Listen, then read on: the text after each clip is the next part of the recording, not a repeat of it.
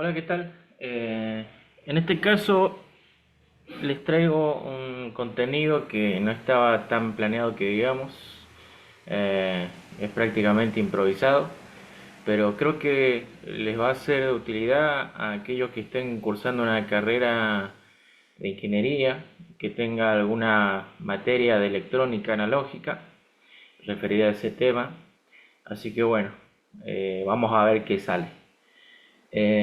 Normalmente en las materias de electrónica analógica, eh, por ahí se plantea en algún momento eh, en la idea de diseñar amplificadores basados en transistores, ya sea transistores bipolares o efectos de campo.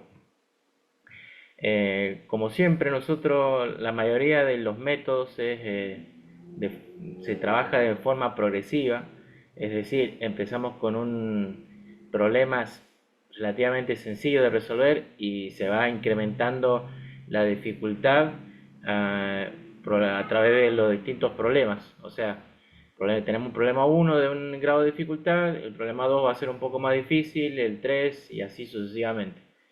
Este, Bien, entonces cuando por ejemplo tenemos los problemas de tipo donde hay que diseñar un amplificador basado en transistores, cuando empezamos a aprender esta tarea, normalmente se empieza diseñando etapas basadas con un solo transistor, en lo que se conoce normalmente como monoetapa, donde el transistor, donde eh, el elemento activo está constituido a través de un solo transistor. Eso se conoce como monoetapa. Bien, entonces, ¿cómo empezamos a diseñar la monoetapa?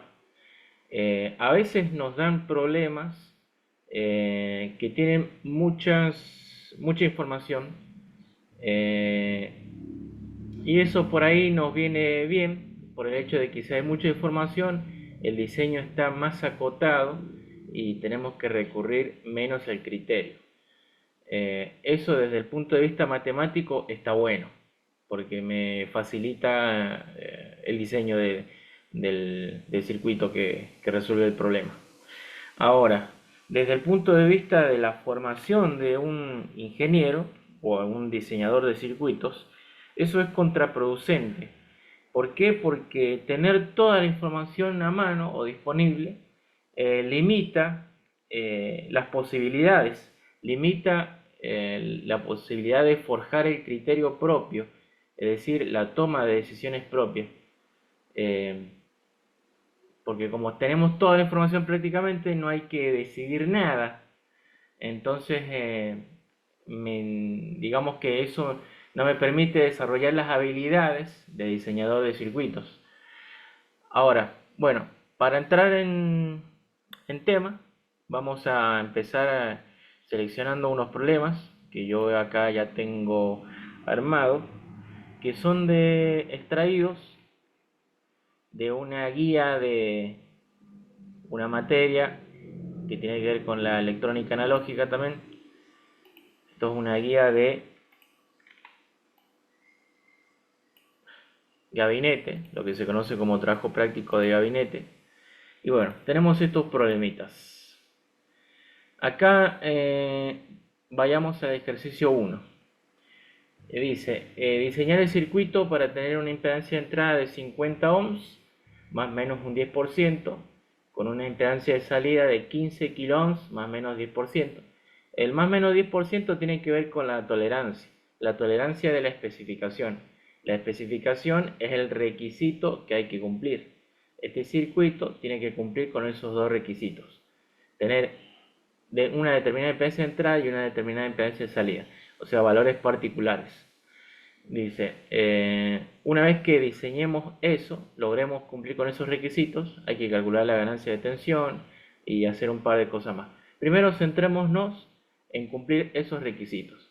Acá ya tenemos bastante información, como por ejemplo el valor de la fuente de alimentación. Eso en un video anterior o videos anteriores les había comentado que no siempre es un dato, a veces hay que calcularlo. En otro video, no sé si en este, pero en otro video probablemente hable sobre algún diseño que requiera estimar o calcular el valor de la fuente de alimentación o las fuentes de alimentación si usamos dos fuentes, por ejemplo. Bien, se nos da datos del transistor, como la beta, se nos da la arquitectura para usar, se nos da la configuración del transistor, hay bastante información. Ahora, nos podríamos hacer esta pregunta. ¿Por qué se eligió esta arquitectura, esta configuración y no otra? Para ello vamos a analizar las especificaciones del problema. Fíjese que el valor de la impedancia de entrada es relativamente bajo, son unos cuantos ohms eh, y unas decenas de ohms. Y que si ustedes se fijan y tienen conocimiento previo, ese valor es muy común en, por ejemplo, generadores de señales ya sea de audio o de RF también incluso. Y tiene que ver con algo particular que se llama adaptación de impedancias. O sea, ese valor está por algo en particular. O sea, quizás el problema planteaba esa posibilidad de que en la entrada de este amplificador haya adaptación de impedancias con el generador de señales o la fuente de señal. Del lado de salida, bueno, eso va a depender de qué carga tuviésemos conectada, ¿cierto? Así que ahí no podemos, todavía no tenemos carga, acá se plantea un ítem, una carga particular, pero por ahora no. eh, no podemos hablar de qué tipo de transferencia se está haciendo. Bien, la impedancia de salida podría ser relativamente alta. Fíjense que va mucho mayor que la impedancia de entrada. Hay una configuración que se ajusta más a esos parámetros, a esos requerimientos. Obviamente es la configuración de base común, porque en la configuración de base común tengo baja impedancia de entrada y alta impedancia de salida. Por eso se elige esta configuración en particular. Ahora, ¿por qué se elige esa red de polarización y no otra? Y probablemente porque se quiere mucha estabilidad en el punto de reposo. La polarización por divisor de tensión más la resistencia de retroalimentación de emisor me provee una muy buena estabilidad del punto de trabajo. Entonces esa puede ser una justificación. Obviamente, como va a ser una configuración de base común, la base para corriente alterna debería estar puenteada a masa.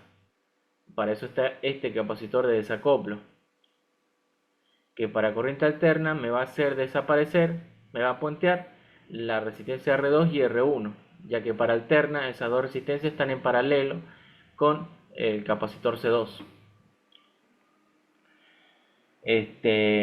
Bien, entonces ¿cómo encararíamos el diseño de esto?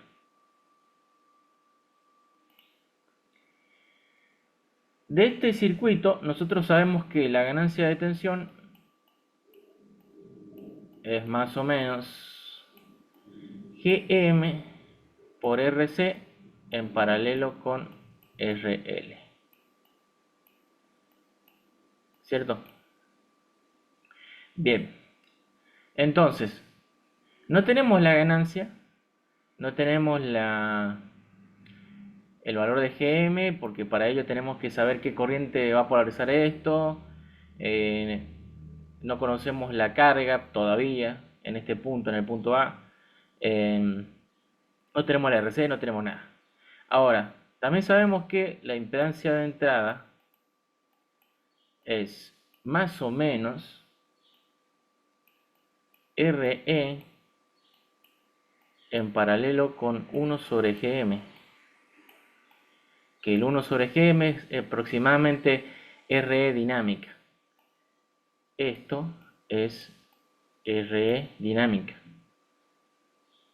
Ahora, esto normalmente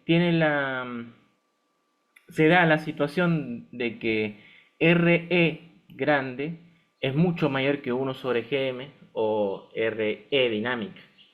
Entonces esto es aproximadamente 1/Gm. O sea, se puede suponer en principio que se cumple esa condición.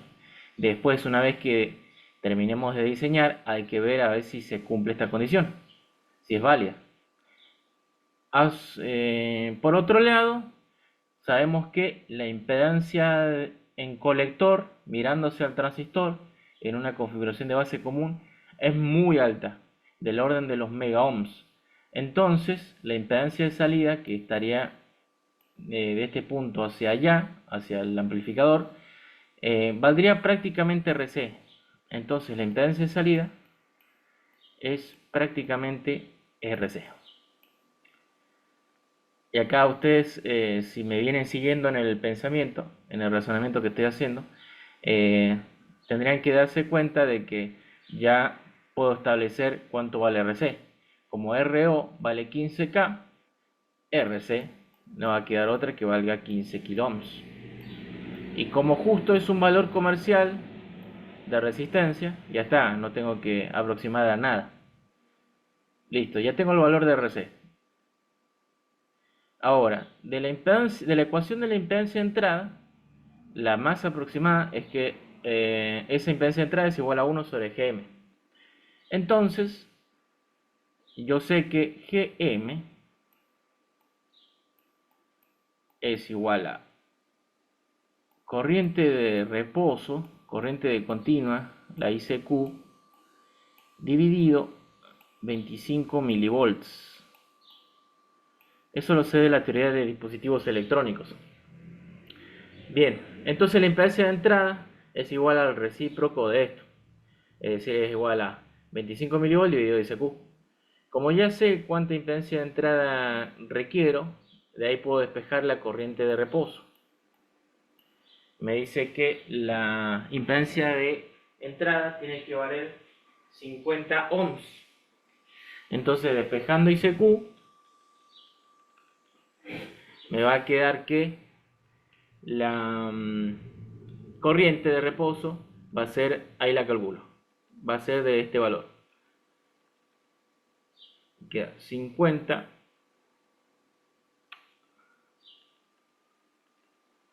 queda 25 milivolts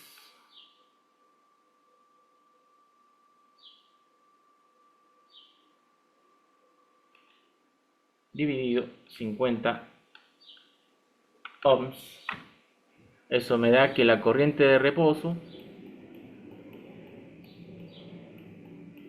tiene que ser de más o menos 0,5 miliamperes,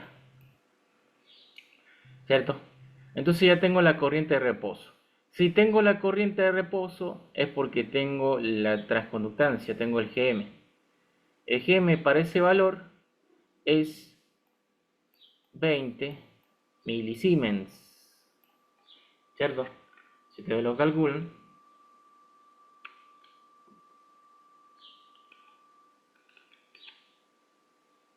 es 20 milisiemens, el Gm.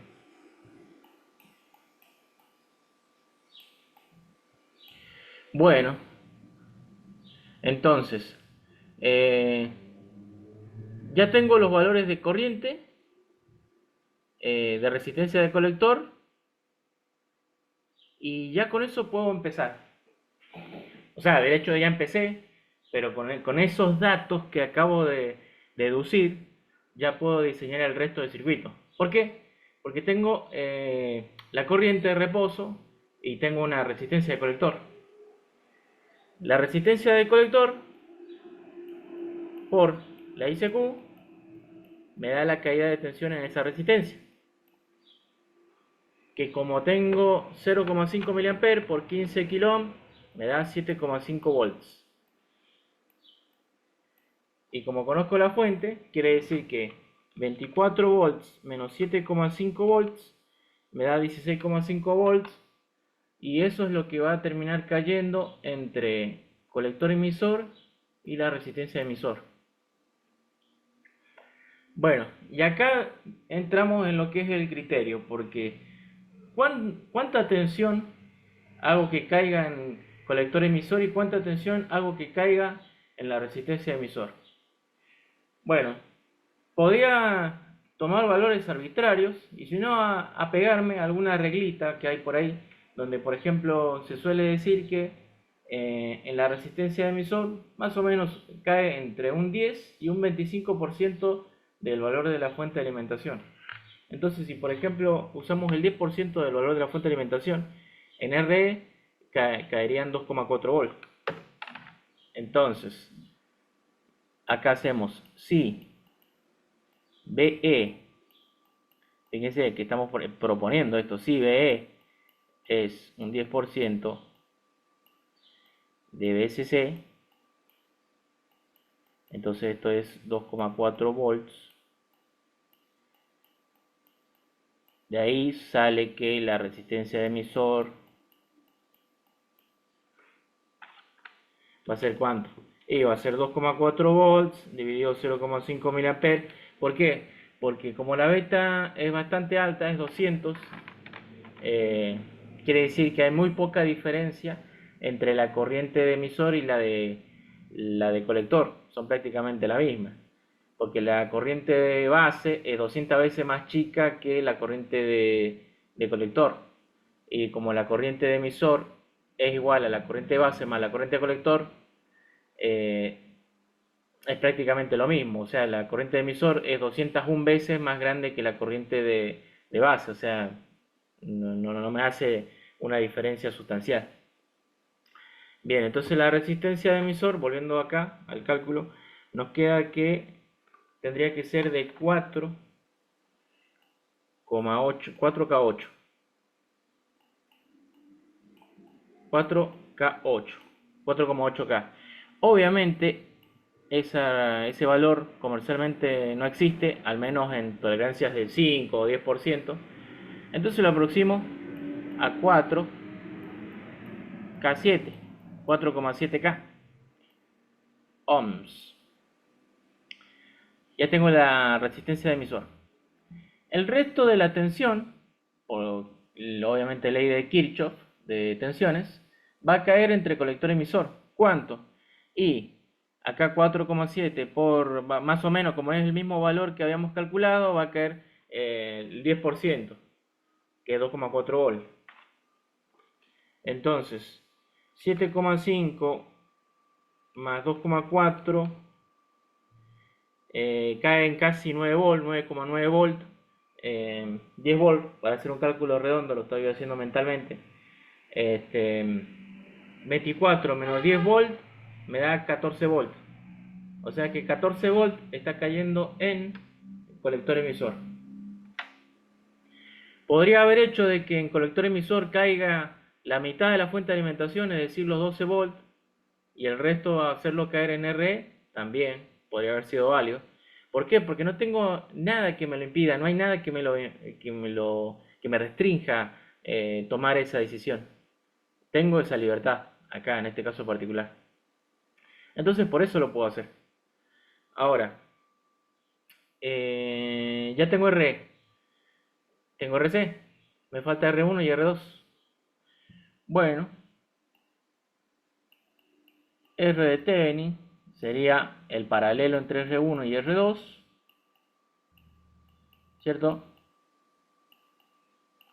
Bueno, para hacer el circuito estable, se tiene que cumplir que, o más que nada que sea independiente de la beta, se tiene que cumplir que eso sea menor o igual a por lo menos un 1 o 10% de beta mínimo por RE. Tomemos por ejemplo el criterio del 1%, es decir, que acá tengo que poner 0,01 por beta mínimo por RE. RE vale 4700 ohms por beta mínimo. Como no tengo un beta mínimo, solamente tengo un beta, uso ese. Por 200 por 0,01 me da que la R de Thevenin tiene que ser menor o igual a 9,4 kilo ohms. ¿Para qué? para que el circuito sea prácticamente independiente de la beta y tenga una buena estabilidad de punto de reposo. Bien, entonces, eligiendo cualquier valor que cumpla con esta condición, podría haber sido también el 10% para no ser tan riguroso, pero en este caso, como no hay nada que me lo impida, digamos, tomé el criterio del 1%. A veces por ahí hay alguna condición, como por ejemplo impedancia de entrada, que me limita acá a la hora de tomar este criterio. Este no es el caso porque es una configuración de base común, entonces R1 y R2 no entran en juego en nada. En alterna no aparecen, así que no solamente cumple su función para corriente continua. Bien, supongamos que tomamos R de Thevenin 9,4K, ¿cierto? Entonces, pasando a otra hoja, recordando que R1 es igual a tensión BCC dividido la tensión de Thevenin por R de Thevenin.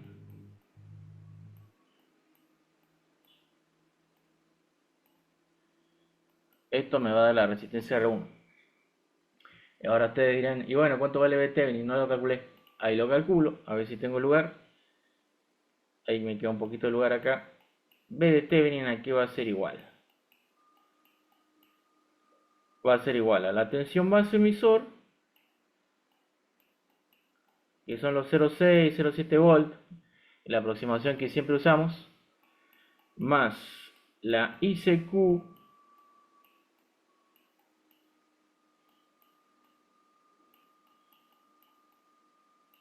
por RT dividido beta más la RE.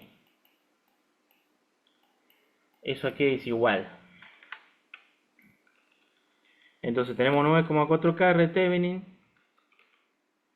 dividido 200 más 4700 por la ICQ, que es 0,5 mA, más los 0,7 volt, me da una tensión de aproximadamente 3,1 volt. Ese es mi valor de tensión de Thevenin. Entonces ahí reemplazando, tengo la fuente que vale 24 volts, dividido 3,1 volt, que es la tensión de Thevenin, por los 9,4K que elegí de forma arbitraria, o no tanto porque le apliqué acá un criterio para elegirla. Me queda 72,8K. La R2 es BCC por R de Thevenin por sobre BCC menos B de Thevenin.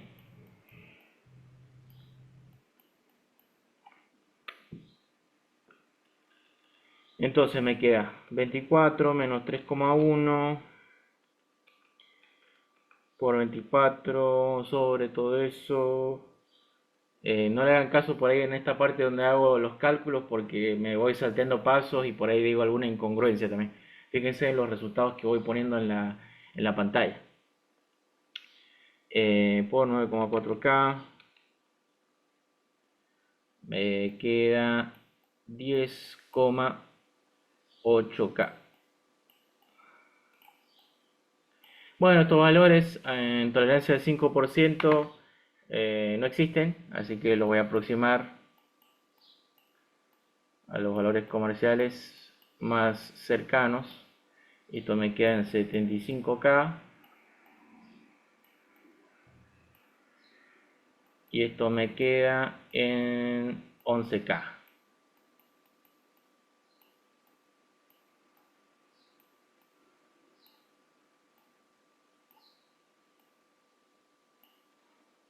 Y ya tengo diseñado el circuito, si ustedes se fijan. Ya calculé RC, R1, R2, RE. Ya está. Ahora, ¿qué faltaría? Un paso muy importante. La verificación teórica. Verificación.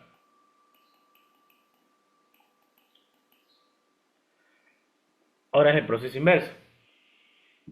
¿Qué es lo que tengo que hacer? Y primero ver si la corriente de reposo se está verificando. ¿Por qué? Porque si se verifica la corriente de reposo, es decir, que tengo el GM que quiero, el GM que quiero me permite tener la impedancia de entrada que quiero. La RC casi no hay que, o sea, no hay que verificar nada porque ya tiene un valor fijo y se cumple esta condición, o sea, se cumple. Lo que tendría que verificar más es la corriente de reposo y después ver si se cumple con la expresión más exacta, digamos, se cumple la impedancia de entrada. Entonces, verificando, calculo ICQ, esto se lo dejo como ejercicio a ustedes. ICQ verificando me queda con estos valores comerciales, o sea, con todos los valores finales de resistencia. Con este valor, con este.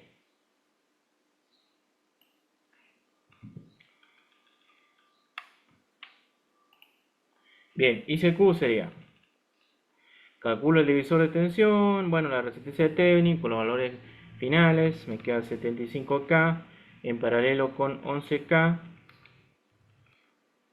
eso dividido por 200, que es la beta, más 4700, que es la resistencia emisor, todo eso dividido y después multiplicando a eso está la tensión de Thevenin, que la calculo con el divisor de tensión 24 por R2, que R2 es 11K, dividido la suma 75 más 11 menos los 0,7 volt, y la corriente de reposo me queda en 499 microamperes, que es prácticamente medio miliamper. O sea, me dio prácticamente el valor calculado, usando los valores finales de resistencia. Bien, ahora, si me dio esto, verifiquemos la impedancia de entrada, a ver si me da. Recuerden que es RE en, en paralelo con RE dinámica, o 1 sobre GM, es prácticamente lo mismo. A ver qué me da ahí. 499 micro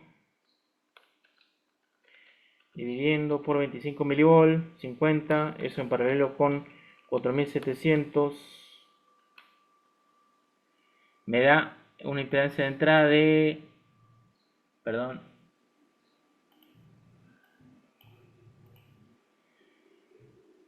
49,6 ohms. Eso porcentualmente difiere 49,6 menos 50 dividido 50 por 100, me da que es menos 0,8% veces más chica que el valor especificado. Me pedían 50, pero más o menos 10%. Quiere decir que la impedancia de entrada podría haber estado comprendida entre 45 y 55 ohms. Hubiese sido cualquier valor dentro de ese intervalo, es un valor aceptable. Y en este caso estoy cumpliendo con eso. Así que verifica. Bueno, ¿qué más falta? Calcular los capacitores. Eh, Acá el cálculo del capacitor creo que ya lo había charlado también en otro video. Eh, no lo voy a hacer. Me voy a enfocar más en lo que pide acá el problema. Dice, si se conecta, punto B, calcular la ganancia de tensión. Como ya tengo RC, tengo GM, RL supongamos que es infinito, porque acá todavía no me dan carga en ese punto, en B. Así que sería GM por RC, eso me daría la ganancia de tensión. El GM más o menos son los 20 milivolts por RC 15K, me da 300 veces la ganancia. 300 veces positiva, porque esta es una configuración de base común que no invierte la fase, por eso acá no hay ningún menos. Bien, dice el punto C. Si se conecta una carga de 15 kΩ también, ¿cuánto varía la ganancia de tensión? Y como tengo RC en paralelo con RL, y si las dos son iguales, fíjense que serían iguales, la resistencia equivalente me da la mitad. Y como la ganancia es directamente proporcional a ese paralelo de resistencias, si el paralelo se reduce a la mitad y la GM no cambia, la ganancia se reduce a la mitad, es decir, que varió en un 50%. Trazar las rectas de carga estática y dinámica. Bueno, como ya tenemos todos los valores, podríamos trazar tranquilamente esa recta de carga. Ahora, ¿para qué nos dan estos valores? Porque por ahí fíjense que hay información extra que más que nada quizás es más para confundir o para que uno reafirme qué información es útil y qué no, y cuál no. Bueno, acá en este caso, em, la ICO, que sería la corriente inversa de saturación del transistor, de la juntura colector base, que está siempre polarizada en inverso cuando el transistor funciona como amplificador, cuando se polariza en la región activa. Esa dice que es de 10 nanoamperes. 10 nanoamperes comparado con miliamperes es nada. Quiere decir que esto prácticamente no tiene zona de corte. ¿A qué me refiero? A esto. Si nosotros graficamos las curvas, la corriente de colector en función de la tensión colector base, quiere decir que si acá graficamos una curva de salida correspondiente a la corriente de saturación inversa, está prácticamente sobre el eje de abscisas. Y ese límite me marca la región de corte, donde el transistor está cortado. Es decir, que prácticamente no hay zona de corte, o sea, el transistor en ese caso se está comportando como ideal casi. Ahora, la tensión de saturación de colector emisor es de 80 milivolts. También es un valor muy bajo. Pero acá como tenemos configuración de base común, recuerden ustedes que las curvas de salida de base común tienen este formato. La saturación empieza desde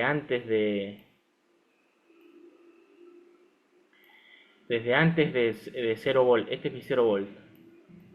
Es decir que tensión colector base de saturación en esencia no tengo, porque casi siempre trabajo en la parte positiva de esta gráfica. Entonces, acá ese dato es irrelevante, digamos, el dato de BCE de saturación. No, o sea, no, porque nunca voy a llegar a trabajar en esta zona, en la zona de tensiones negativas de BCB. Después dice, los parámetros de la etapa deben ser muy estables. Eh, Tener una polarización estable en este caso me garantiza que los parámetros de dinámicos sean estables, porque fíjense que la impedancia de entrada de algún modo u otro termina dependiendo de la corriente de reposo. Entonces, si la corriente de reposo es estable, la impedancia de entrada va a ser estable. ¿Y qué puedo hacer para que la corriente sea estable? Y usar una red de polarización que tenga mucha estabilidad, como puede ser esta, la polarizada por divisor de tensión más resistencia de emisor. Los capacitores se debe calcular a una frecuencia de operación de 10 kHz. Como acá la impedancia equivalente de base, para esta configuración mirando hacia acá, lo que ve la fuente de señal prácticamente es toda esta impedancia, que R1, R2 y C2 están en paralelo.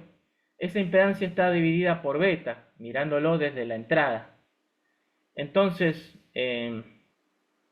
con que el C2, la reactancia de C2 sea mucho menor que el paralelo de R1 y R2, ya está, porque alcanza y sobra para puentear la base a masa, porque de todas formas esa impedancia va a estar dividida por beta, entonces se hace más chica aún.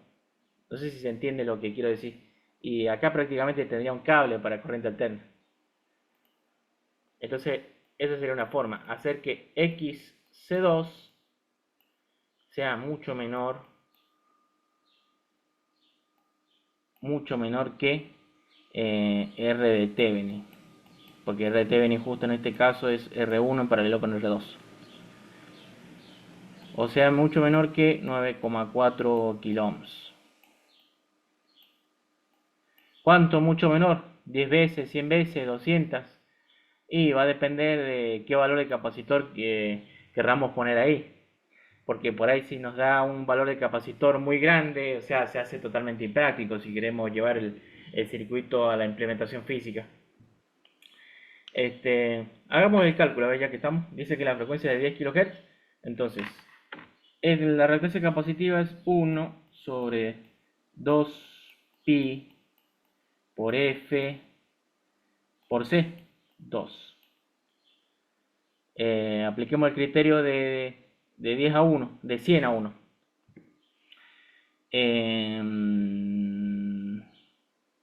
R de Thevenin tiene que ser menor, o sea, la reactancia tiene que ser menor o igual, vamos a aplicar el criterio de 100 a 1, que R de Thevenin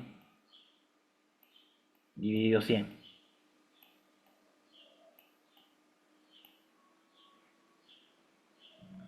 Entonces ahí despejando, me queda que el C2 tiene que ser mayor o igual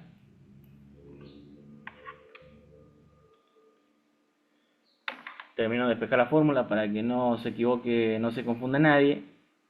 Me queda 1/2pi por F por R de Thevenin. Obviamente por 100 esto era. ¿Cuánto tiene que valer RC2?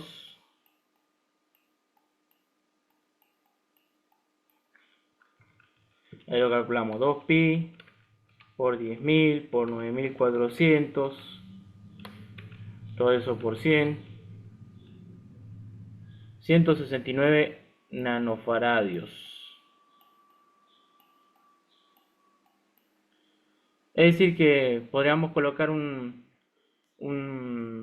capacitor C2 de 220 nanofaradios, por ejemplo.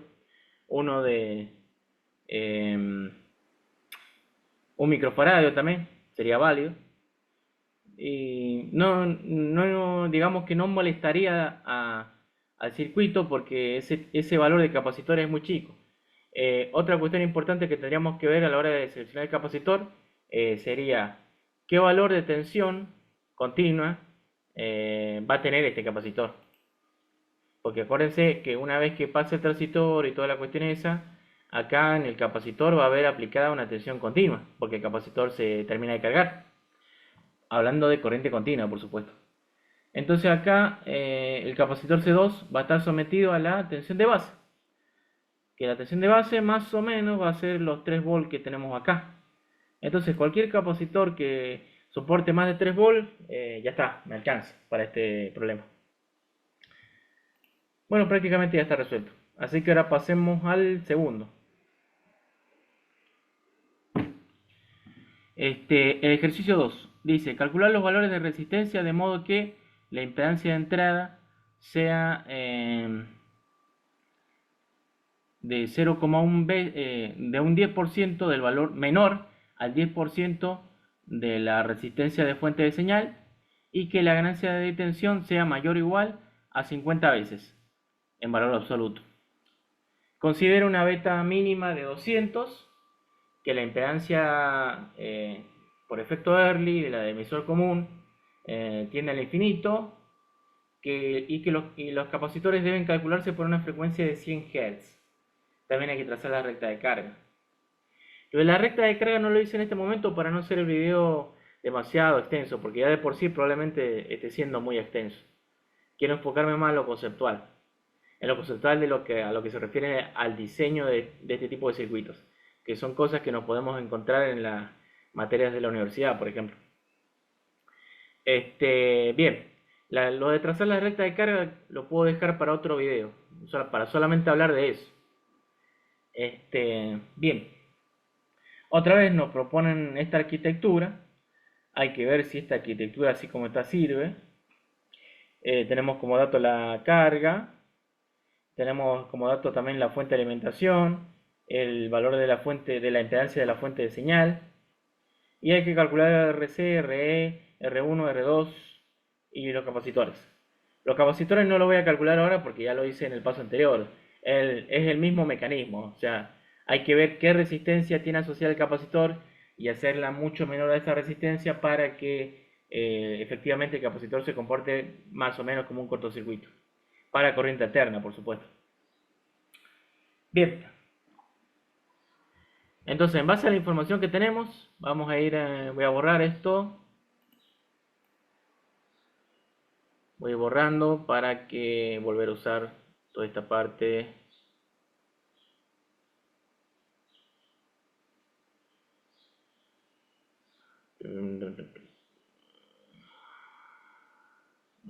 Como verán, es un video bastante improvisado. Voy sobre la marcha.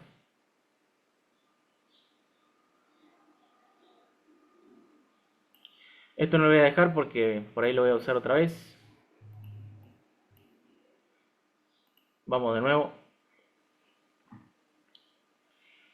Bien, siempre cuando tengamos que resolver este tipo de problemas, lo que conviene, según mi punto de vista, es analizar bien cuál es la información útil y la que me sirve y la que no me sirve. Después de ahí, tratar de deducir a partir de esa información, a veces se puede deducir otros datos. Entonces, a partir de esa información, tratar de deducir la mayor cantidad de datos que se pueda y datos que sean útiles, o sea, que nos vaya a servir para lo que es la resolución del problema. Porque si no, si son datos que no nos sirven, mejor dejémoslos al último como una mera curiosidad o a ver qué se puede hacer, pero enfoquémonos primero en resolver el problema. Entonces, tratemos de sacar toda la información que se pueda de la que ya está dada y sobre esa tratar de deducir a ver si se puede sacar algún dato más. Y una vez que ya no podamos sacar ningún dato, recién ahí empezar a aplicar el criterio y no aplicarlo de una a lo tonto. Primero razonemos, pensemos qué es lo que hay y qué es lo que se puede hacer. Bien, otra cosa que quería también aclarar es que no, esto es una sugerencia mía, no encaren nunca todo este tipo de problemas desde el punto de vista matemático. ¿Por qué? Porque siempre van a tener más incógnitas que ecuaciones, por lo tanto van a tener un sistema compatible indeterminado, matemáticamente hablando. Es decir, que hay infinitas soluciones. De ahí el por qué hay que fijar o establecer algunos valores de forma arbitraria, porque si no, no se puede diseñar, no se puede resolver el problema. Pero mientras ustedes cumplan con lo que pide la consigna, con los requisitos que se pidan, el diseño debería estar bien. Cuando hagan la verificación teórica, mientras que le dé las especificaciones, ya está, dense por satisfechos. Bien, entonces, ejercicio 2. Tenemos como dato que la impedancia de la fuente de señal es 10 kilo ohms. Entonces, usando esta condición que nos están imponiendo, RI debería ser menor o igual a 1 kilo ohm, porque dice que tiene que ser menor o igual al 10% del valor de la impedancia de la fuente de señal. Entonces ahí ya tengo un parámetro. Un parámetro del amplificador. Ahora, la ganancia de tensión para este circuito, analicemos primero qué es. Es un amplificador en configuración de... Me tengo que fijar por dónde entra para identificar la configuración, me tengo que fijar por dónde entra la señal y por dónde sale. Y ver qué terminal es común. En este caso, el terminal común es el emisor. ¿Por qué? Porque entro por base, salgo por colector y bueno, no me queda alternativa que el emisor sea común.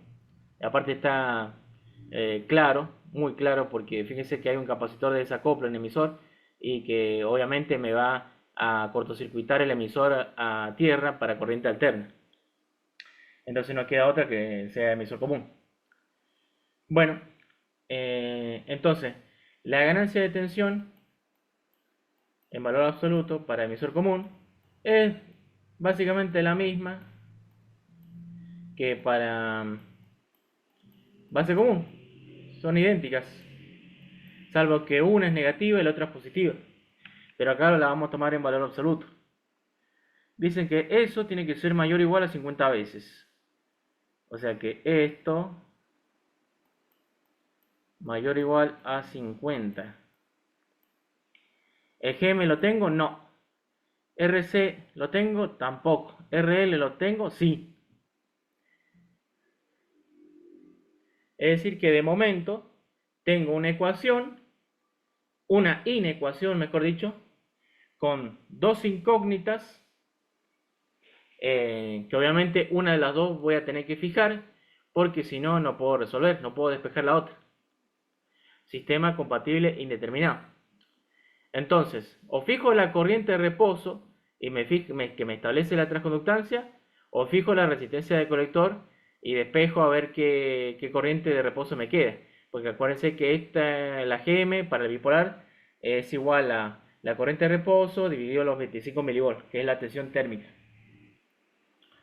Bueno, entonces podríamos probar.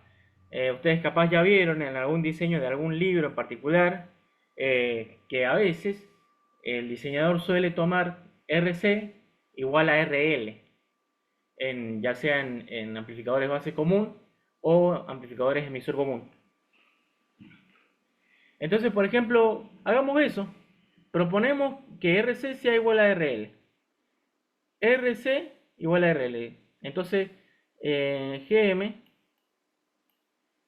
RC igual a RL, RL es 2K, RC sería 2K, el paralelo sería 1 kilo por 1 kilo. Todo eso tiene que ser mayor o igual a 50 veces. Podemos despejar GM. GM debería ser mayor o igual a 50 dividido 1 kilo. A 50, esto debería ser mayor o igual a 50 miliohms. Miliohms digo milisiemens. Es decir que ICQ debería ser mayor o igual a 50 milisiemens por 25 milivolts. ICQ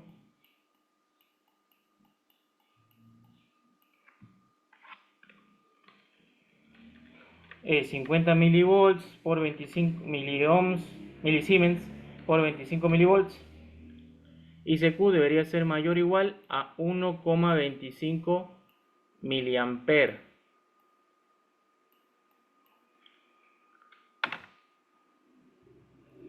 Bien, entonces eligiendo un valor según según estos criterios que venimos tomando, estas decisiones que venimos tomando, la corriente de reposo debiera ser mayor o igual a 1,25 miliamperes para tener una ganancia de tensión mayor a 50 veces, mayor o igual a 50 veces, con una resistencia de colector de 2 kilómetros, igual a la carga. Ahora, ¿podríamos elegir una corriente de 10 miliamperes? Técnicamente sí. Ahora, ¿qué pasa? Si elegimos una corriente de 10 miliamperes, habría que ver qué caída de tensión nos generaría en RC. Porque acuérdense que tenemos que polarizar el transistor por el lado de la salida y por el lado de la entrada. Tiene que haber caída de tensión acá, acá y acá. En colector emisor tiene que caer suficiente tensión como para salir de la zona de saturación. E incluso un poco más porque acá obviamente va a haber expulsión de señal y esa tensión va a variar. Entonces tiene que ser un poco más. En RE también tiene que haber tensión porque RE tiene que estabilizar el punto de trabajo, por lo tanto no puede ser un valor demasiado chico, ni tampoco demasiado grande porque me reduce la ganancia. No me reduce la ganancia, mejor dicho, me reduce la expulsión de señal, porque me está quitando tensión de continuo. Entonces hay que ver. A ver, por ejemplo, elijamos, probemos primero a ver qué pasa con ICQ igual a 1,5 mA. ICQ, vamos a tomarla que es igual a 1,5 mA. Obviamente estamos cumpliendo con la restricción, pero hay que ver si es compatible con el resto de los requerimientos. A ver, 1,5 mA por RC igual a 2 me da 3 volt. 3 volt, o sea, es un valor razonable, porque me quedan 6 volt para repartir entre colector emisor y RE. Así que como la fuente de alimentación es 9 volt, eso es lo que me queda para repartir. Acuérdense que la caída de tensión en RC, la caída de tensión entre el colector emisor y la caída de tensión en la resistencia emisor, todo eso me tiene que sumar la fuente de alimentación. Bien, me cae 3 volt. Si yo dejo que caigan 3 volt en colector emisor, acá también en RE caían 3 volt. Y de hecho me conviene que pase eso, porque me simplifica el cálculo. O sea, hago RE también igual a la RC. Y ustedes dirán, pero ¿no era que RC siempre es mayor que RE? Sí, eso generalmente ocurre, pero no necesariamente tiene que ser así. O sea, vieron que hay algunas cuestiones que hay algunas cosas que siempre se cumplen y otras que no necesariamente se van a cumplir siempre o que se tienen que cumplir siempre. Para lo que es los requerimientos del problema de este en particular y de las decisiones que venimos tomando, no es requerimiento que RE sea más chica que RC. Entonces, las puedo hacer iguales. No estoy limitado a nada. No hay nada que me lo impida. Entonces, basados en eso, tomamos RE igual a RC. Igual a RL. Y eso es igual a 2 kilo.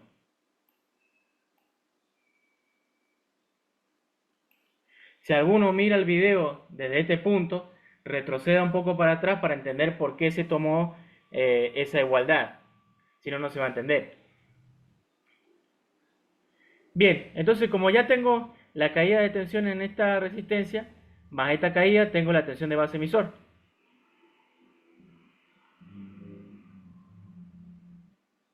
De base emisor digo, tengo la tensión de base. Entonces, ¿qué más? La RI aquí es igual. RI para el emisor común este que tenemos acá en particular es R de base, que sería R1 en paralelo con R2, en paralelo con RPi. Eso tiene que ser menor o igual a 1 kilo ohm. Recuerden la restricción que habíamos planteado al principio, que surge de acá de los datos del problema. Entonces, RPi lo podemos despejar, porque tenemos la beta mínima en este caso. Si aplicamos la beta mínima, quiere decir que para una beta más grande, con más razón se va a cumplir.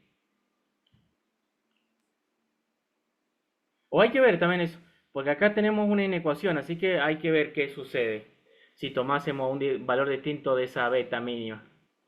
Pero por ahora elijamos como que la beta, o sea, supongamos que la beta es única, que es 200 y ya está, para simplificar el cálculo.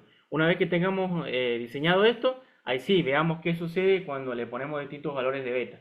A ver si esa condición de inversa entrada se sigue verificando. Bien, entonces, RPI. A ver, no tengo lugar. Voy a borrar algunas cosas. Otras no. Bueno, pasemos acá. Acá también voy a borrar. Borrar, borrar, borrar.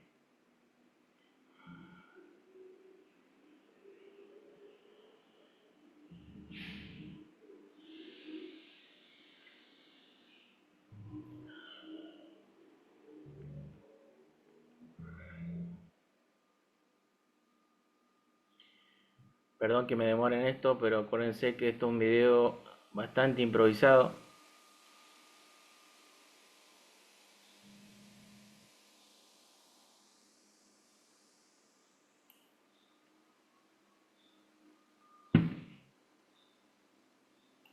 Bien. RPI. RPI es igual a G a beta o HFE dividido GM. En este caso, el RPI, si usamos la beta mínima, me daría un RPI mínimo. Entonces me queda RPI, GM. GM no calculamos. No. Calculando GM. Acuérdense de esta corriente. Sería 1,5 dividido 25. Me da que GM es de 60 milisiemens. Como ya tengo el GM, podría calcular a ver si está siendo compatible con el hecho de que la ganancia de tensión sea mayor a 50 veces. Probablemente lo va a hacer, fíjense. Tengo 60 milisiemens por el paralelo entre RC y RL que me da 1 kilo, 60 mili por 1 kilo, 60 veces. Es decir, que estoy cumpliendo con la ganancia por ahora. Hay que ver si después de diseñar el circuito se sigue verificando todo. 60 milisiemens por 200 me da que RPI vale 3,3 kilo ohms para un beta de 200. Esto considerando que es 200. Obviamente, si la beta es más grande, el RPI va a ser más grande. Entonces, acá, a ver, si tuviésemos el dato, habría que evaluar el RPI para la peor condición. Pero en este caso particular, la peor condición sería que beta fuese máximo. Porque esa sería la peor condición. O sea, para un beta máximo se debería verificar que la impedancia de entrada fuese menor a 1 kilo ohm.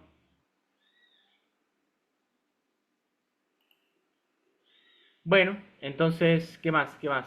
Tenemos que despejar el revés.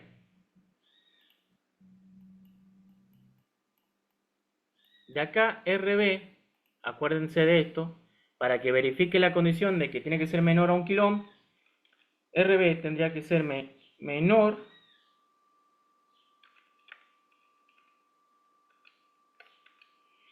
o igual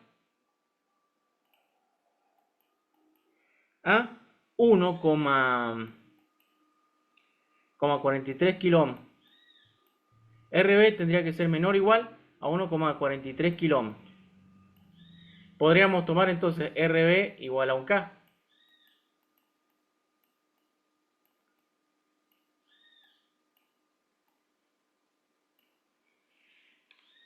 ¿Podría tomar RB 100 ohm? La respuesta es matemáticamente sí. Físicamente estaríamos medio complicados. ¿Por qué? Porque hacer RB tan chica va a obligar que R1 y R2 también sean más o menos chicas. Y para este valor de fuente de alimentación va a haber una corriente interesante circulando por el divisor de tensión. Y eso va a hacer que haya más disipación de potencia y por lo tanto el circuito sea menos ineficiente. Por ejemplo, si esto lo alimento con baterías, esto sería el consumo, sería un parámetro muy importante y habría que tenerlo muy en cuenta a la hora de calcular los valores de las resistencias y de las corrientes que circulan por esas resistencias. RB 1 kilo, entonces acá reemplazando, porque ya tengo R de Thevenin, RB acuérdense que es igual a R de Thevenin, reemplazando acá el nuevo valor, el valor correspondiente de la tensión de Thevenin para este circuito en particular, para este diseño en particular, va a ser RE es 2K, esto es RE, más 1K dividido 200 ohm por la corriente que es 1,5 mA más 0,7 volt me da aproximadamente 3,7 volt.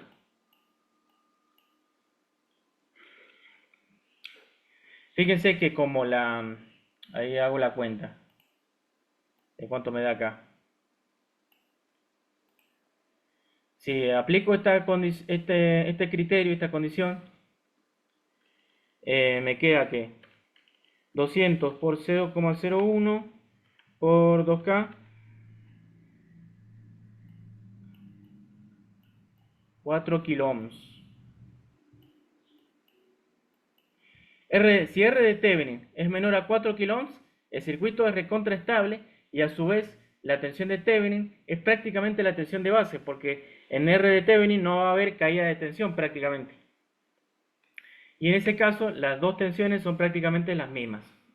Por eso es que me dio, fíjense que si yo sumaba directamente la caída de tensión en RE más la caída de tensión en base emisor, me da los 3,7 volts.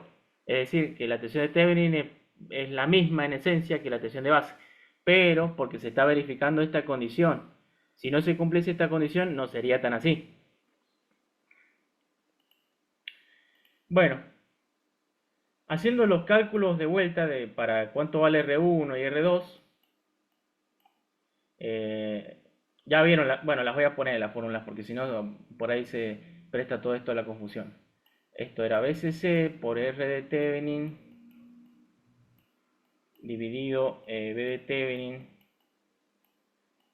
R2 BCC R de Thevenin BCC menos tensión de Thevenin.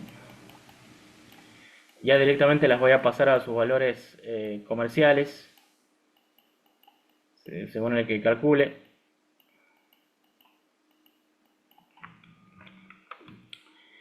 Me queda entonces 9 volt dividido 3,7 volt por R de Thevenin, que R de Thevenin es RB, me queda un K, 2,4K aproximado al valor comercial.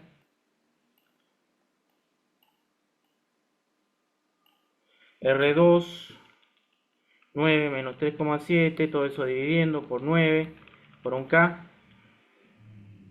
1,7K, me queda el valor calculado, lo puedo aproximar a 1,6K o a 1,8K. Si lo aproximo a 1,8K, voy a tener más corriente de colector. ¿Por qué voy a tener más corriente? Y porque si R2 es más grande, va a haber más tensión de base. Y si hay más tensión de base, va a haber más caída de tensión en RE, por lo tanto más corriente. Si hay más corriente, va a haber más GM. Si hay más GM, hay más ganancia. Y cumplo con más razón la condición que me había propuesto el problema. Ahora, no la hago tan grande la resistencia, o no la hago tan grande la corriente, porque si no pierdo mucha excursión de señal, así que por eso no la hago tan grande. Entonces acá en este caso la voy a aproximar a 1,8 kilo ohms R2. Verificamos. Verificación. A ver cuánto me da ICQ.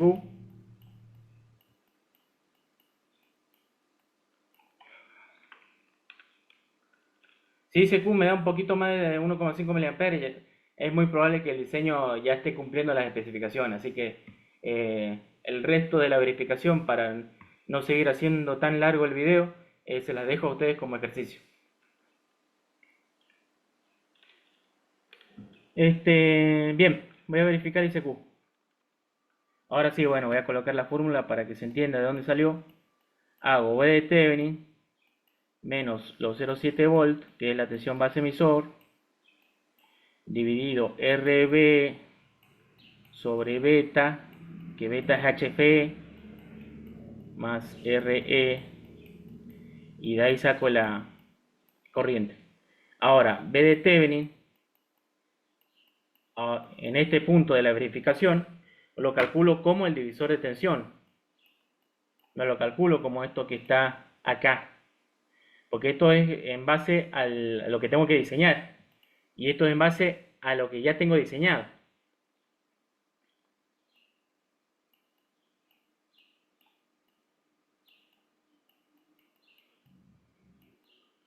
La tensión de Thevenin la saco de ahí. Así que bueno, esas son las expresiones que estoy usando.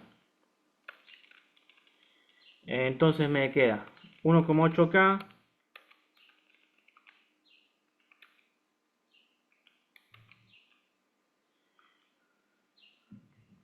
El RB me da 1,03 kiloohms y verifica esta condición. Fíjense que RB tenía que ser menor o igual a 1,43 kiloohms para que la impedancia de entrada, que está acá, sea menor a 1 kiloohms. O sea que estoy dentro de lo que yo mismo había propuesto.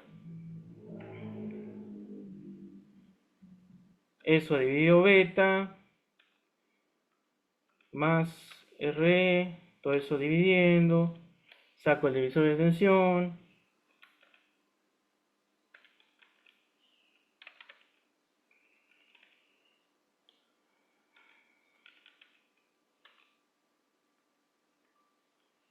la corriente me da aproximadamente 1,57 miliamperes. Es decir que en principio está verificando todo. Comentarios finales sobre esto. El ejercicio 3 también se los dejo, si quieren ahí mírenlo. Se lo dejo para ustedes. Porque creo que no tiene sentido seguir extendiendo más este video. Voy a volver con una parte 2, llamémosle de esto, hablando un poco sobre FET y sobre otra forma que por ahí suelen pedir como problema para resolver las asignaturas de electrónica analógica. O sea, voy a mostrarles otro tipo de problema que también se plantea en ese tipo de materias. Obviamente también con el enfoque académico que se ve en la universidad. Así que bueno, espero que esto les haya servido. Y... antes de terminar, quería hacer un comentario de que, fíjense que es muy difícil, digamos, establecer una receta. Es como que no hay una receta para resolver este tipo de problemas. No hay tampoco no hay una secuencia de pasos, que es a eso es lo que me refiero cuando digo receta. No hay paso 1, paso 2, paso 3, algo así que me permita llegar a la solución de todos los problemas. No, sino que me enfoco en el problema en particular y hay alguna serie de lineamientos generales que quizá ustedes habrán visto que es lo que se hizo, que eso es lo que quise transmitir, que verán que es muy difícil transmitir esto. A través de los lineamientos generales podemos ir sacando información ya sea de las consignas de problema o de otros lugares, o de conocimientos previos, y con eso podemos ir resolviendo problemas. Pero no hay un paso a paso para resolver esto. Así que bueno, espero que les haya gustado el video y hasta luego.